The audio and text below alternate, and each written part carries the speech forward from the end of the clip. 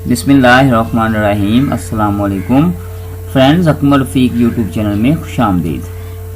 हम 9th class की computer science के कोर्स को डिस्कस कर रहे हैं और आज हमारा चैप्टर नंबर 1 का लेक्चर नंबर 11 है। इस लेक्चर में हम प्रॉब्लम नंबर 11 और प्रॉब्लम नंबर 12 के फ्लो चार्ट बनाना सीखेंगे। लेक्चर पे जाने से पहले अगर आपने मेरे चैनल को सब्सक्राइब नहीं किया तो मेरे चैनल को सब्सक्राइब कर लें, बेल आइकॉन को हिट करें ताकि आने वाली वीडियोस के नोटिफिकेशन आपको मिल सकें। इसके अलावा कोई क्यूरी है, कोई क्वेश्चन है तो स्क्रीन के ऊपर आपको मेरा नंबर नज़र आ रहा होगा, आप डायरेक्ट मैसेज करके कोई भी क्यूरी या मैसेज कर सकते हैं। सबसे पहले हम प्रॉब्लम नंबर 11 को देखेंगे और उसका फ्लो चार्ट बनाएंगे। To input 5 values one by one and determine if the given value is odd or even। हम यूजर से 5 वैल्यूज जो है वो एक एक करके इनपुट करवाएंगे और साथ ही उसको डिटरमिन करेंगे कि जो उसने वो वैल्यू दी है वो इवन है या ऑड है। इवन और ऑड का जो प्रॉब्लम है इसका हमने एक फ्लो चार्ट बनाया था प्रॉब्लम नंबर 7 का, जो आपको स्क्रीन के ऊपर नजर आ रहा होगा कि हम कंप्यूटर की हम पहले इनपुट लेते थे, एक नंबर लेते थे और वो एन में स्टोर करवा देते थे, फिर उस नंबर का हम मॉड लेते थे 2 के साथ और जो भी जो है वो डिवाइड करने के बाद जो बाकी बचता था वो रिम के अंदर स्टोर करवा देते थे। फिर रिम के ऊपर डिसीजन करते थे कि अगर रिम 0 है तो डेफिनेटली नंबर कम्प्लीटली जो है वो डिवाइड हो चुका है, तो हम उसको जो है वो उस नंबर को प्रिंट करवा देते थे कि वो इवन है। और अगर रिम 0 नहीं होता था तो हम कह देते थे ऑड है। ये हम चैप्टर नंबर प्रॉब्लम नंबर 7 का फ्लो चार्ट बना चुके हैं। सेम यही फ्लो चार्ट है जो आपको सामने नजर आ रहा होगा। इसमें हमने कुछ तब्दीलियां करनी है। एक तो ये है कि इस प्रॉब्लम के अंदर हमने 5 वैल्यूज लेनी है, तो हम उनकी काउंटिंग भी साथ करेंगे, आया कि 5 नंबर्स जो है वो पूरे हो गए या नहीं हुए। और फर्स्ट टाइम हम जो एक वेरिएबल लेते हैं कंप्यूटर की मेमोरी में काउंट, और उसकी वैल्यू हम उसके अंदर स्टोर करवाते हैं 0, क्योंकि अभी तक हमने कोई नंबर नहीं लिया। जैसे ही हम पहला नंबर इनपुट करवाते हैं और वो एन में स्टोर करवाते हैं तो हम काउंट की वैल्यू में 1 प्लस कर देंगे, उसको इंक्रीज कर देंगे काउंट की वैल्यू। अब काउंट की वैल्यू 1 हो चुकी है क्योंकि हम एक नंबर ले चुके हैं। बाकी नीचे वाला मामला वही है जो प्रॉब्लम नंबर 7 वाला, कि हम उसका मॉड लेंगे और मॉड लेने के बाद रिमाइंडर के ऊपर डिसीजन करेंगे। अगर रिमाइंडर 0 होगा तो हम इवन, ऑड होगा जब 0 नहीं होगा तो ऑड प्रिंट करवा देंगे। लेकिन यहाँ पे हम एक डिसीजन करेंगे और वो ये है कि हम चेक करेंगे आया कि काउंट की वैल्यू 5 हो गई। भाई हमने 5 नंबर ले लिए हैं कि नहीं लिए, अभी तो नंबर ही हमने पहला लिया है और जो वो डेफिनेटली काउंट इज 5 नो है। और नो होने की सूरत में हम दोबारा ऊपर जाएंगे, ये एक लूप लगेगा और ऊपर जाके हम दूसरा नंबर लेंगे। जैसे दूसरा नंबर लेंगे तो काउंट की वैल्यू में भी 1 इंक्रीज हो जाएगा, अब काउंट की वैल्यू 2 हो जाएगी। अब जो दूसरा नंबर एन के अंदर अब नंबर चेंज हो गया है, दूसरा नंबर आ गया है, अब उसका डिसीजन होगा वो इवन है या ऑड है।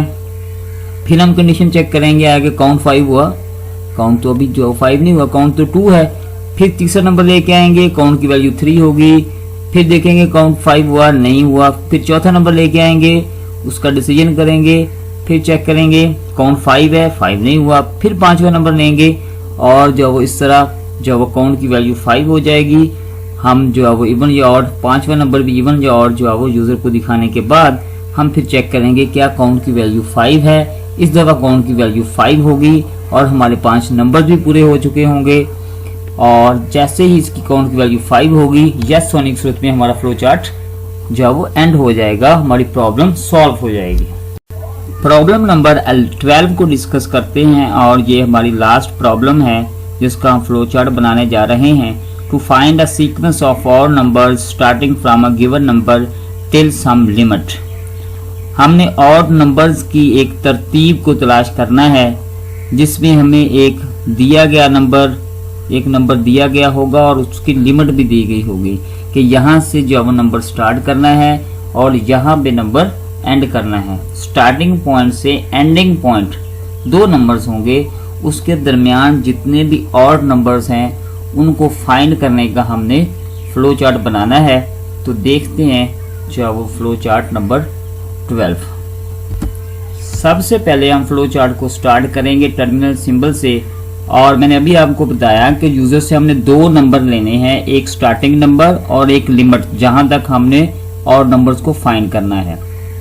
तो जो पहला नंबर होगा वो हम स्टार्टिंग नंबर n में स्टोर करवा लेंगे कंप्यूटर की मेमोरी में, और जो दूसरा नंबर जो लिमिट है वो जो है लिमिट के अंदर जो है वो स्टोर करवा लेंगे कंप्यूटर की मेमोरी में।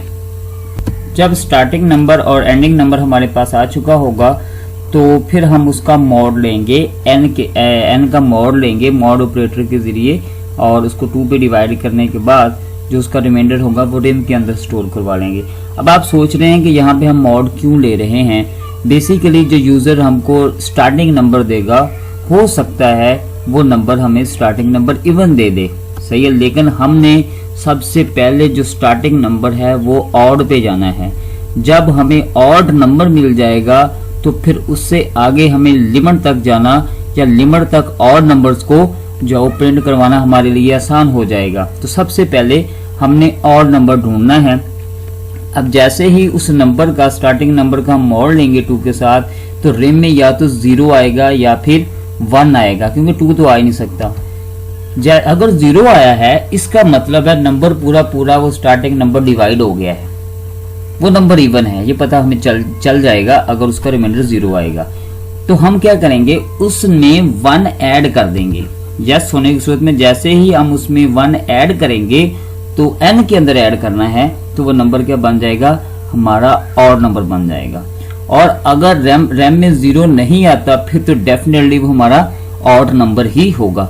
तो दोनों सूरतों में जब जो है वो यहाँ पे ये मेरा एरो एंड पे पहुंचा हुआ है, चाहे यस सूरत में हम यस की कंडीशन में आए चाहे नो की कंडीशन में आए, यहाँ तक हमारा जो स्टार्टिंग नंबर है वो हमारा ऑड आ चुका है। अब हमने क्या करना है, उस ऑड को लेके जाना है लिमिट तक, कि वो जो n है वो हमने तब तक उसको जो है वो चलाना है जब तक वो लिमिट से छोटा रहता है। अगर वो लिमिट से छोटा होगा तो हम जो है वो उसको उस n को प्रिंट करवा देंगे। मिसाल के तौर पे हमें यहाँ पे एक एग्जांपल देने लगा हूँ कि हमारा स्टार्टिंग नंबर है 4 और हमारा एंडिंग नंबर है 10। तो ऊपर गए 4 का रिमाइंडर 0 आएगा, तो यस होने की सूरत में 4 में हम जो 1 इंक्रीज कर देंगे वो 5 हो जाएगा। 5 छोटा है लिमिट से, लिमिट क्या है 10, डेफिनेटली 5 छोटा है लिमिट से, तो n प्रिंट हो जाएगा। अब यहाँ पे एक फंडा आपने समझना है, जब हमें एक और नंबर मिल जाएगा तो उससे नेक्स्ट और नंबर्स फाइंड करना हमारे लिए आसान है, क्योंकि जो भी और नंबर होगा अगर उसमें हम 2 का इंक्रीमेंट करते जाएंगे तो जो अगला हमें नंबर मिलेगा वो भी और नंबर मिलेगा।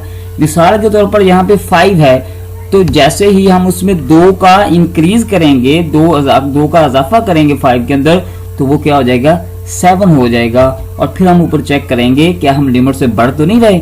अगर हम लिमिट से नहीं बढ़ रहे, 7 छोटा है 10 से, यस होने की सूरत में हमारा 7 भी प्रिंट हो जाएगा और 5 पहले प्रिंट हो गया है। और अब हम दोबारा फिर 2 का इजाफा करेंगे तो अगला नंबर हमें फिर ऑड ही मिलेगा, सही, वो 9 होगा। ऊपर जाके हम फिर लिमिट को चेक करेंगे कि 9 छोटा है 10 से, डेफिनेटली छोटा है, यस होने की सूरत में 9 भी प्रिंट हो जाएगा। फिर हम जो है वो 2 का इजाफा करेंगे तो 11 हो जाएगा।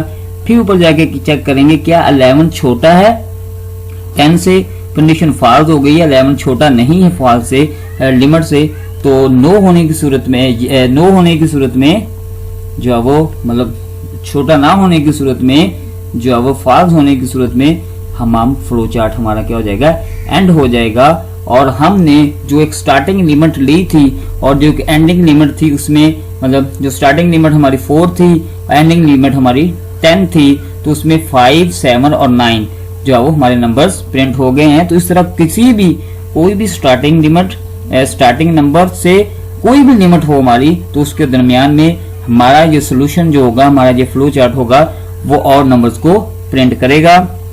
उम्मीद है आपको दोनों फ्लो चार्ट समझ आ गए होंगे। मिलते हैं नेक्स्ट वीडियो के अंदर। Thank you.